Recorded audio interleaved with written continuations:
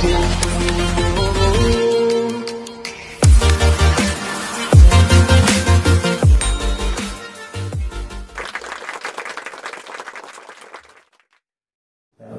kepada anak bahwa roda kehidupan di dunia itu berputar kan.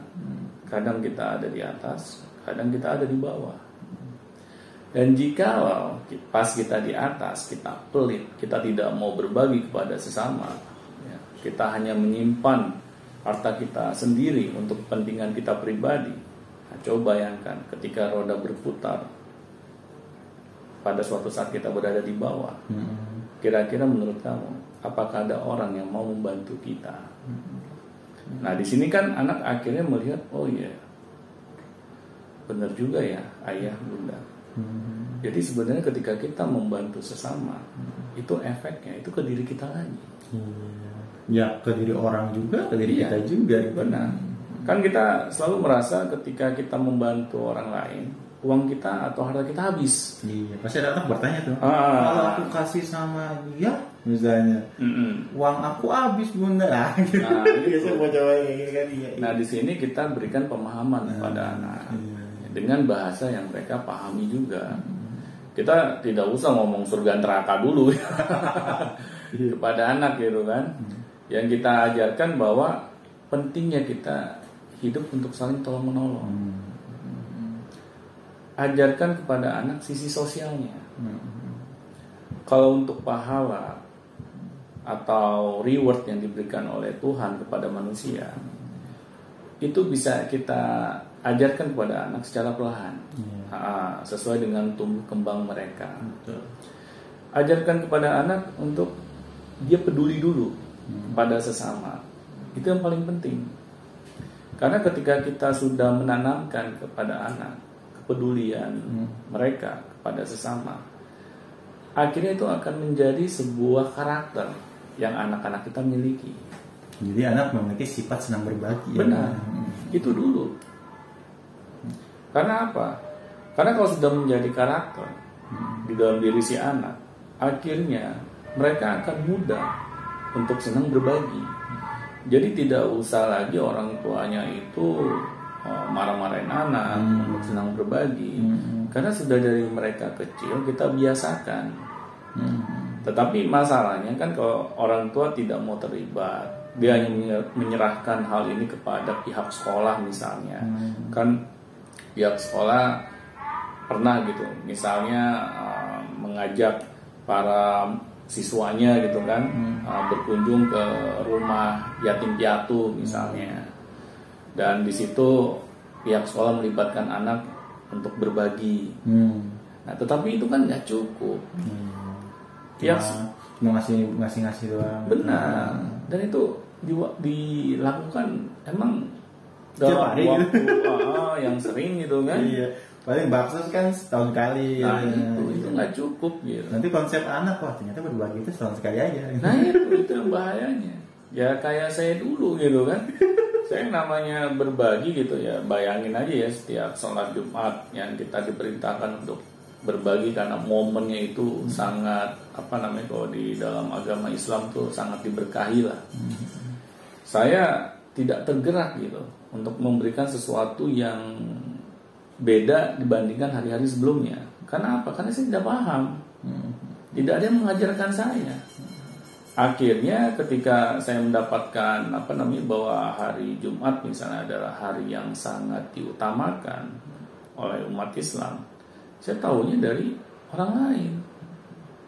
Orang tua tidak mengajarkan, pihak sekolah tidak mengajarkan, padahal saya pernah dulu belajar di sebuah sekolah agama yang seharusnya saya diberitahukan mengenai hal ini gitu kan. Saya tidak pernah diajarkan gitu. Nah, akhirnya kan itu udah terlanjur ketika saya dewasa, saya tidak menjadikan hal ini sebagai kebiasaan gitu.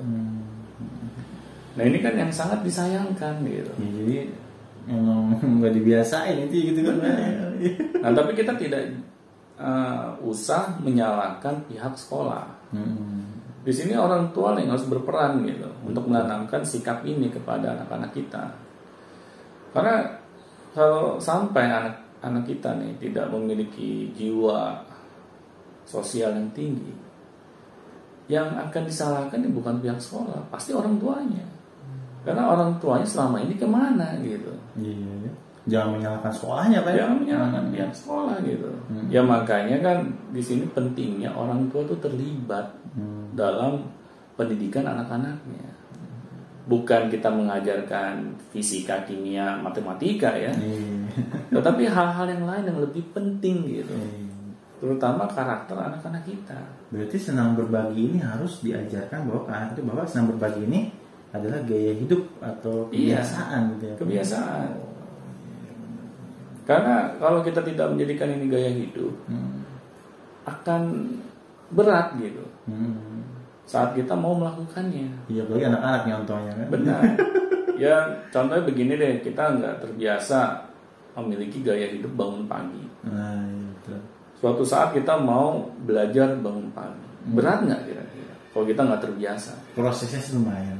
Bukan lumayan lagi, saya pernah merasakan gitu. Sampai alarm waker tidak gitu kan. Alarmnya kan kita matiin, ya kan? Kita tidur lagi gitu. Nah, untuk mendobrak kebiasaan buruk itu nggak semudah kita membalikan telapak tangan, Bu. Nah, makanya kita sebagai orang tua harus membiasakan sikap-sikap baik itu dimulai oleh anak-anak kita ya sejak mereka kecil gitu. Jangan nanti aja deh kalau anak-anak sudah besar baru saya ajarkan gitu. Sikap senang berbagi ini ya sudah telat. Sebaiknya sesegera mungkin ya. Sesegera mungkin gitu. Ya contohnya kayak anak saya sejak dia kecil gitu ya. Sudah saya biasakan gitu. Saya ajarkan agar anak saya mau memberikan sesuatu kepada pengemis misalnya. Akhirnya anak saya merasakan bahwa hal itu hal yang normal gitu. Bukan hal yang aneh gitu. Karena orang tuanya sudah mengajarkannya.